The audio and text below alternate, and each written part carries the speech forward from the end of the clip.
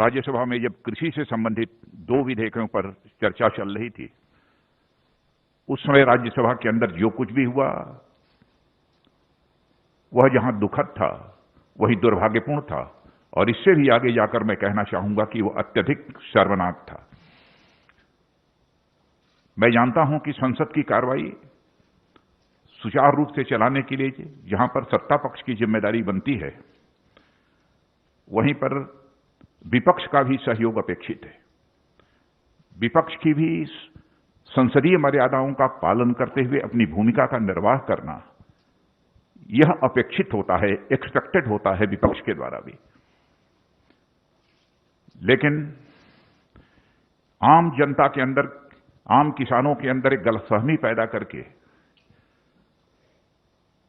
केवल निहित राजनीतिक स्वार्थ को साधने की जो कोशिश की जा रही है, मैं समझता हूं कि स्वस्थ लोकतांत्रिक परंपराओं के यह अनुकूल नहीं है। और यह दोनों विधेयक, मैं कह सकता हूं, किसान और कृषि जगत दोनों के लिए यह ऐतिहासिक हैं। इसे लागू करने से स्वाभाविक रूप से किसानों की आमदनी बढ़ेगी, लेकिन किसानों के बीच गलतफहमी पैदा की जा रही है। एमएसपी समाप्त कर दी जाएगी, एपीएमसी समाप्त कर दी जाएगी।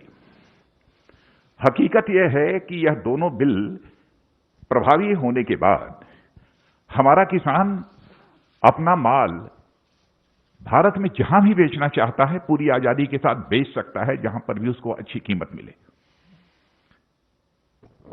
न तो एपीएमसी समाप्त हो रही है और न तो एमएसपी समाप्त हो रही है।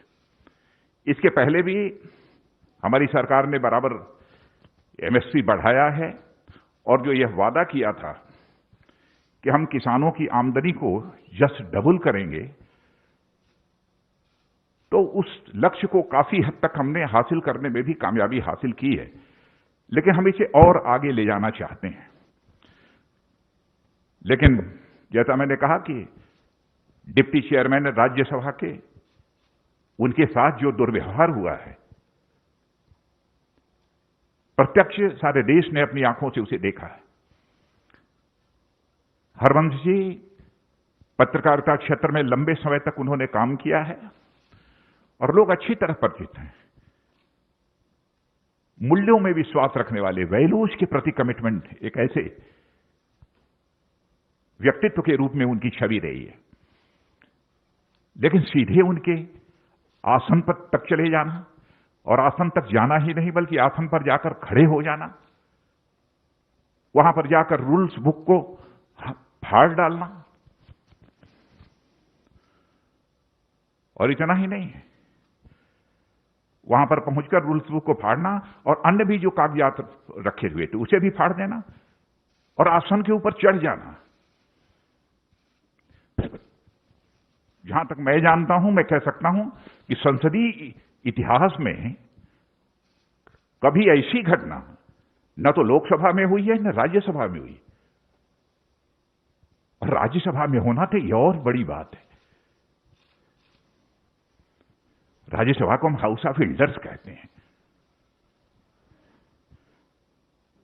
संसदीय परंपराओं में विश्वास रखने वाला कोई ही व्यक्ति निश्चित रूप से इस प्रकार की घटना से आहत होगा। आज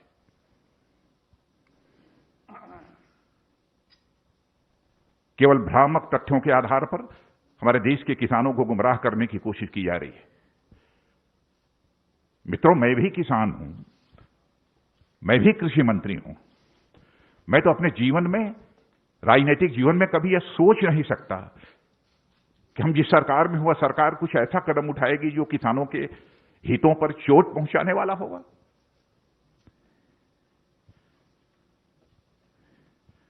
जो कुछ भी हुआ है वह संसदीय गरिमा के अनुरूप नहीं हुआ है।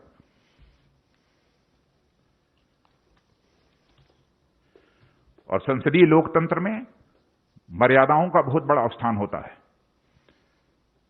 जब संसदीय मर्यादाएं टूटती हैं, लोकतंत्र की परंपराएं भी शर्मसार होती हैं और तार-तार होती हैं।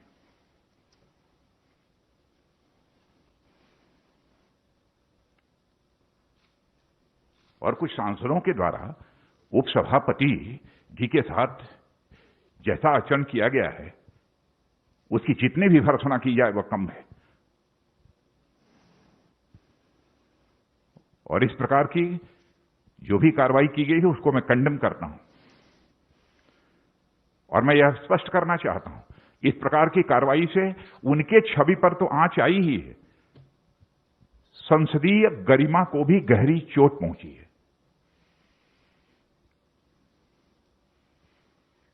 मित्रों, इस अवसर पर मुझे इतना ही कहना था।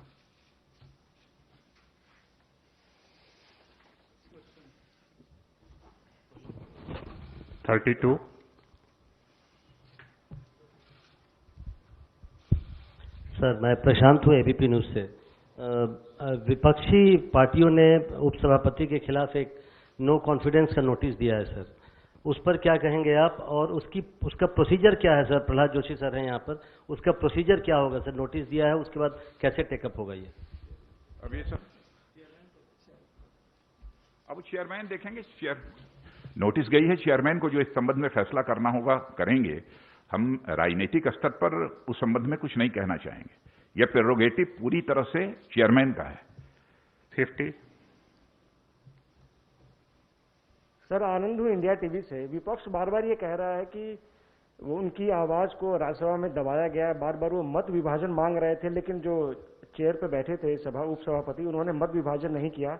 और साथ ही साथ विपक्ष बार बार एक तर्क ये दे रहा है कि जो सरकार अपनी कैबिनेट मंत्री हरसिमरत कौर को नहीं समझा पाई इस बिल के फायदे को, वो किसानों को और बाकी देश को क्या समझाएगी?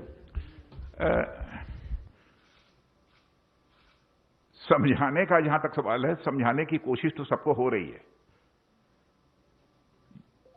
और ऐसे लोग जिनके हर व्यक्ति के फैसले लेने के पीछे कुछ राजनीतिक कारण होते हैं,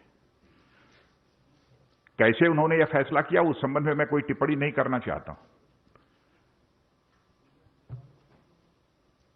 लेकिन इस प्रकार का आचरण हेल्दी डेमोक्रेसी में यह तो सभी स्वीकार करेंगे ना कि अपेक्षित नहीं है। 60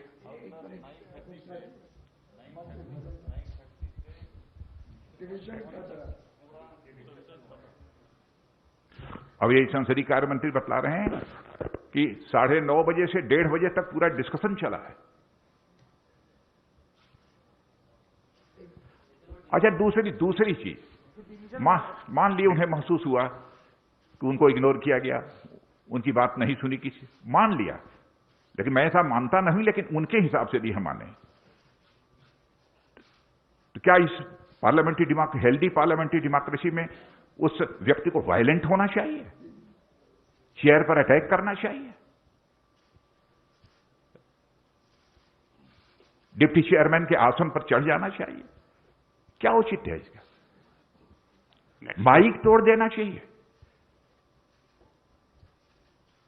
मित्रों, सचमुच मैं इससे आहत हुआ हूं। नेक्स्ट क्वेश्चन है सर, जो आपने प्रश्न किया डिवीजन का, जिस समय वाइस चेयरमैन साहब जो उनकी अलग अलग अमेंडमेंट्स थे उस पर वो डिवीजन के लिए उन्होंने कहा, उस समय वो सारे लोग जो है वो बेल में थे और वहां हंगामा ही नहीं कर रहे थे, सारे माइक्स तोड़ डाले थे और माइक्स तोड़ करके हाथ में लेकर के, और एक तरह से वायलेंट अप्रोच था उनका। उस समय अगर वो वायलेंट थे तो उसमें अगर वो किसी भी तरह के पार्लियामेंट्री डेकोरम की बात कर रहे हैं तो निश्चित तौर से बिल्कुल गलत है। और बार बार जो है वो वाइस चेयरमैन साहब ने कहा कि आप अगर डिवीजन चाहते हैं तो आपको अपनी सीट पर जाना ही चाहिए, लेकिन कोई नहीं गया। बल्कि जैसा कि आदरणीय राजनाथ जी ने कहा कि वो तो जो हमारे जो राज्यसभा के स्टाफ के लोग थे उनकी मेज पर थे, एक दूसरे की कंधों पर जो है वो नारेबाजी कर रहे थे। Second last question 60। Rajnath ji, मेरा सवाल, मैं मनीष कुमार हूँ न्यूज 24 न्यूज चैनल से। एमएसपी को लेकर जो लगातार एक बात कही जा रही है कि एमएसपी खत्म हो जाएगा, इस पे आप क्या स्पष्टीकरण देंगे? क्योंकि आज पंजाब से लेकर हरियाणा में कई जगह ट्रैक्टर जलाई गई, किसान जो है वो सड़कों पे उतरे हुए थे। उस दौरान ही ये बिल भी पास हो गया संसद से। मित्रों, मैं दो टूक शब्दों में तहे दिल मैं देश के किसान भाइयों को संदेश देना चाहता हूं, किसी भी सूरत में एमएसपी खत्म नहीं होगी। इतना ही नहीं, एपीएमसी जो है उसकी व्यवस्था भी किसी भी सूरत में खत्म नहीं होगी। यह मैं पूरी तरह से देश के किसानों को आश्वस्त करना चाहता हूं, अपने किसान भाइयों को। मैं भी किसान हूं। Last question, 13. So, Polemy from India Today. My question is about MSP itself. Swadeshi Jagran Manch as well, for instance, has said that why can't you write it into the act itself? Guarantee MSP and guarantee that if anyone tries to buy produce at a price lesser than MSP, then it will be deemed illegal.